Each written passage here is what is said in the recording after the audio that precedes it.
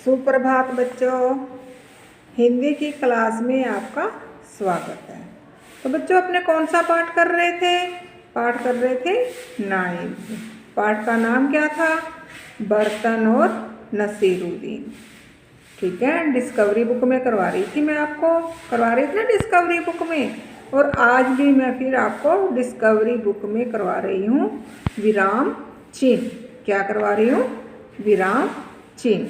अगर आपने विराम चिन्ह अच्छी तरह समझ लिए तो आगे आपको लेसन के प्रश्न उत्तर करने या अभ्यास करने में आपको मुश्किल नहीं आएगी।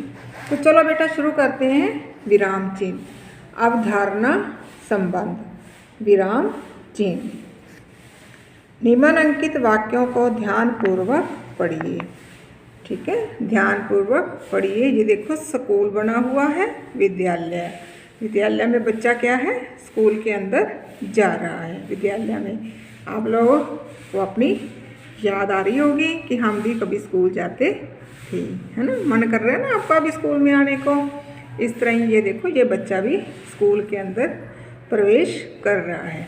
तो चलिए अपने शुरू करते हैं। निम्नलिखित वाक्यों को ध्यानपूर्वक पढ़िए। फर्स्ट क्या है? डिब्बे में देखो ये क्या बॉक्स बना हुआ है। बॉक्स में क्या है? शिक्षक, सोनम, रौनक। 3 पात्र हैं, शिक्षक, सोनम, रौनक। शिक्षक, क्या आज रमन विद्यालय आया है? शिक्षक पूछ रहे हैं, क्या आज रमन विद्यालय आया है? सोनम, नहीं आया है। सोनम, नहीं आया है। सोनू का जवाब क्या था? नहीं आया है। रौनक, रौनक का जवाब क्या है? नहीं आया है। अब आगे देखो। स्पष्ट है कि रमन कक्षा में अनुपस्थित है क्योंकि दूसरे उत्तर में नहीं कहने के बाद अल्प विराम का प्रयोग कर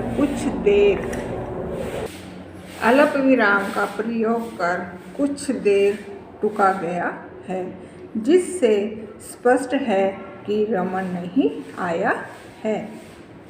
रुकना, रुकना। देखो स्पष्ट है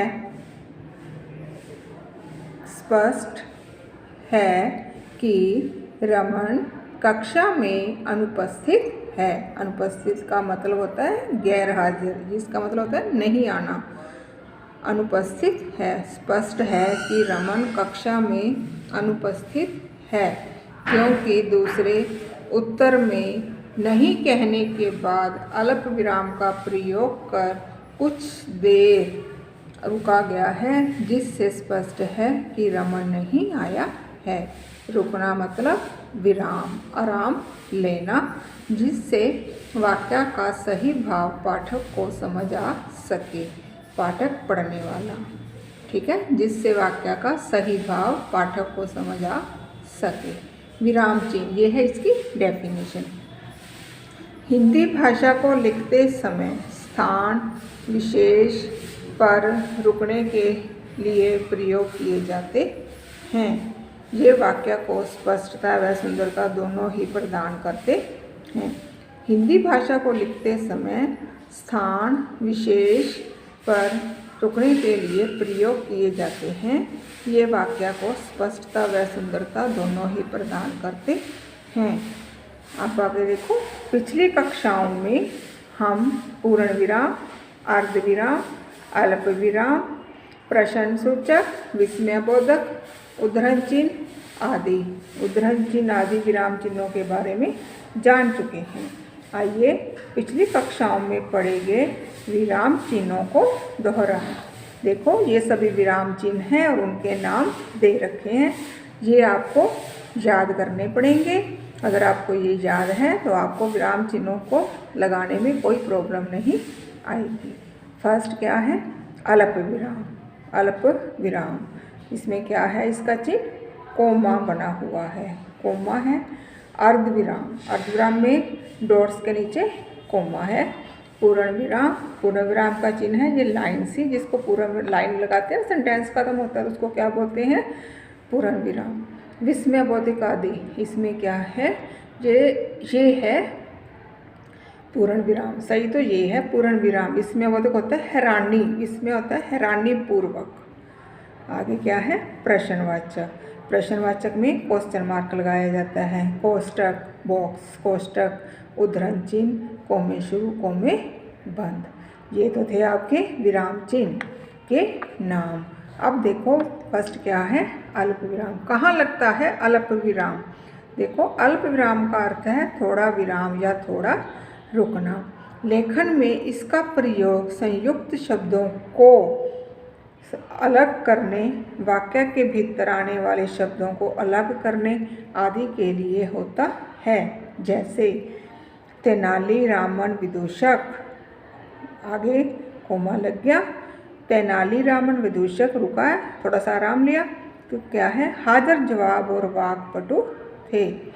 होली को बच्चे बूढ़े, अमीर गरीब, बच्चे बूढ़े में कोमा आ गया, अमीर गरीब में आ गया कोमा, छोटे बड़े सब आनंद से मनाते हैं। अब आपको पता चलेगा ना अल्प विराम कहाँ लगाते हैं। एक बार फिर से देखो, तेनालीरामन विदूषक, हाजिर जवाब और वाक्पटु थे। होली को बच्चे बूढ़े, अमीर गरीब, छोटे बड़े सब आनंद से मनाते हैं। ठीक है, ये तो था आपका अल्प विराम चिन्ह। और इसके आगे देखो कौन सा है लाघव चिन्ह। तो सॉरी, अल्प विराम के बाद आएगा अर्ध विराम, वो उल्टा हो गया था पेज। अर्ध विराम, जहाँ अल्प विराम से कुछ अधिक समय रुकना पड़े, अल्प विराम से भी ज़्यादा समय रुकना पड़े, वहाँ अर्ध विराम का प्रयोग किया जाता है। जैसे वे सब तो संगीत की दुनिया में डूब गए, उन्हें भला खाने का ध्यान कहाँ होगा। प्रोफेसर मालवीय चले गए, वे 4 घंटे बाद फिर आएंगे। तो ये क्या है अर्ध विराम। पूर्ण विराम, वाक्य के पूर्ण हो जाने पर पूर्ण विराम का प्रयोग किया जाता है। वाक्य के पूर्ण हो जाने पर पूर्ण विराम का प्रयोग किया जाता है। जैसे मनुष्य ही नहीं प्रकृति भी समय के अनुसार कार्य करती है। चार मीनार हैदराबाद में है। चार मीनार कहाँ है? हैदराबाद में है। सेंटेंस पूरा हुआ तो कौन सा चिन्ह लगा? पूर्ण विराम। इसी तरह देखो विस्मय आदि बोधक, जिन शब्दों या वाक्यों से आश्चर्य, हर्ष, शोक, घृणा आदि का भाव प्रकट होता है, उन शब्दों या वाक्यों में विस्मय बोधक चिन्ह का प्रयोग किया जाता है। जैसे वाह कितना सुहावना मौसम है, शाबाश बच्चों तुम मैच जीत गए। ये तो थे आपके विस्मयादि बोधक। अब आगे करो प्रश्नवाचक। जिन वाक्यों में प्रश्न पूछा जाता है उनके अंत में प्रश्नवाचक चिन्ह का प्रयोग किया जाता है। जैसे आपका घर कहाँ है? ये प्रश्न पूछ रहा है कि आपका घर कहाँ है, क्या आपको तैरना पसंद है? तो इसमें कौन सा चिन्ह लगेगा? प्रश्नवाचक।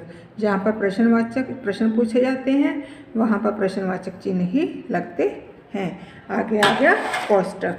इसका प्रयोग पद या संवादों का अर्थ प्रकट करने और भावों का अर्थ आदि स्पष्ट करने के लिए किया जाता है। जैसे हमें निरंतर यानी कि लगातार, हमें निरंतर परिश्रम करते रहना चाहिए।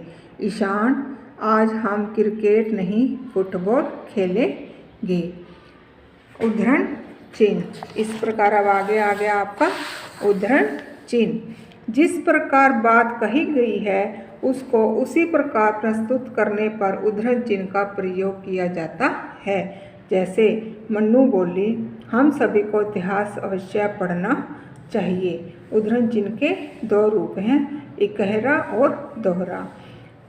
जब हम किसी को कही हुई बात को उसी के शब्दों में लिखते हैं तब दोहरे उद्धरण चिन्ह का प्रयोग किया जाता है। उसी जिसकी बात कही है उसी को ही उसी के शब्दों में लिखते हैं तो दोहरे चिन्ह उद्धरण चिन्ह का प्रयोग होता है। सुभाष चंद्र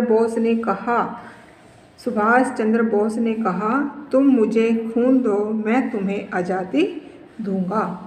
लेखक लेखिका समाचार पत्र पुस्तक लेख का शीर्षक पुस्तक का नाम इत्यादि लिखते समय इकहरे उद्धरण चिन्ह का प्रयोग किया जाता है। जैसे प्रसिद्ध हिंदी दैनिक दैनिक जागरण, गुलाबी शहर, जयपुर, सूर्यकांत त्रिपाठी, निराला। ये तो था आपका उद्धरण चिन्ह। ठीक है बेटा, इसको अच्छी तरह पढ़ना।